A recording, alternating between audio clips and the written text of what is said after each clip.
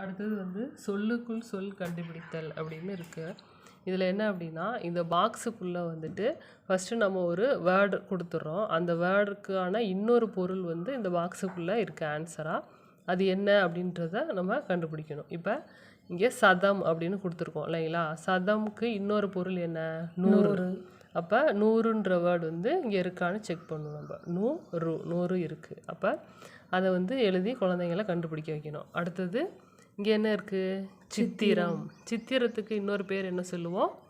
ஓவியம்னு சொல்லுவோம் இல்லைங்களா? அப்போ அந்த ஓவியம் அப்படின்ற வேர்டு வந்து இதில் இருக்கான்னு நம்ம குழந்தைங்கள எழுத வைக்கணும். இப்போ ஓவியம் அப்போ இருக்குது. அப்போ ஓவியம்னு நம்ம எழுத வைக்கணும். அடுத்தது என்ன இருக்குது? நட்சத்திரம். நட்சத்திரத்துக்கு இன்னொரு பேர் என்ன சொல்லுவோம்?